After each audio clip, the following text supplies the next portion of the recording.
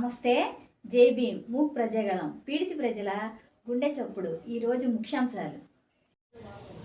Tiruvuru municipal council సాధారణ సమావేశంలో municipal chairperson కొలిక్కిపోగు నిర్మలపై ప్రతిపక్ష కౌన్సిలర్లు వ్యతిరేకతతో జరిగిన అలల తరువాత ప్రతిపక్ష కౌన్సిలర్ మోదుగు ప్రసాద్ 2,50,00,000 రూపాయలు టీడీపీ కౌన్సిలర్లు మాత్రమే ఇవ్వటం అమానుషమని, మేము కౌన్సిలర్లం కాదా, మాకెందుకు ఇవ్వరని నిలదీసిన వైఎస్ఆర్సీపీ ప్రతిపక్ష కౌన్సిలర్ మోదుగు ప్రసాద్ ఈ సందర్భంగా మాట్లాడుతూ, మన తిరువూరు మున్సిపాలిటీలో సమావేశంలో జరిగినటువంటి చర్చలో భాగంగా మరి ఈరోజు చూసుకున్నట్లయితే బీపీఎస్ నిధులని 2,50,00,000 రూపాయలు మంజూరు చేయడం జరిగింది. ఈ యొక్క 2,50,00,000 రూపాయలు కూడా మరి వాళ్ళు ఏకపక్షంగా మరి కేవలం వాళ్ళు టీడీపీలో ఉన్నటువంటి ముగ్గురు, మా పార్టీ నుంచి వెళ్ళినటువంటి 7 వార్డులకి మొత్తం 10 వార్డులకు మాత్రమే.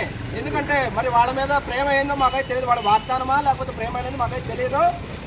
ఇక్కడ ఉన్నటువంటి 2,50,00,000 రూపాయలు కేవలం ఆ యొక్క ముగ్గురు టీడీపీ వాళ్ళు, వైసీపీ నుంచి టీడీపీలోకి వెళ్ళినటువంటి 7 కౌన్సిలర్లకి మొత్తం 10 వార్డులకు ఒక్కొక్క వార్డుకి 25 లక్షల రూపాయల చొప్పున మరి వాళ్ళు ఒక్కొక్క వార్డులో 5-6 పనులు చొప్పున పెట్టుకున్నారు.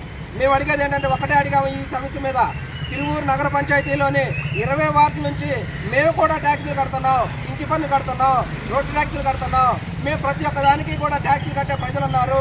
ఈ యొక్క ఫండ్లోని మాకు కూడా ఎంతో కొంత కల్పిస్తే మేము కూడా సమాధానం చెప్పుకోవాల్సి ఉంటుంది. గతంలో మా ప్రభుత్వంలో ఉన్నప్పుడు ఎప్పుడు కూడా వాళ్ళ వార్డులు కూడా సమానంగా పంచాము. కానీ మరి వాళ్ళు చూసుకున్నట్లయితే మరి ఆ స్థితి లేదు. ఏకపక్షంగా మరి ఈ యొక్క ఫండ్ని వాళ్ళు పెట్టుకోవడం జరిగింది. దాన్ని మేము వ్యతిరేకించడం జరిగింది.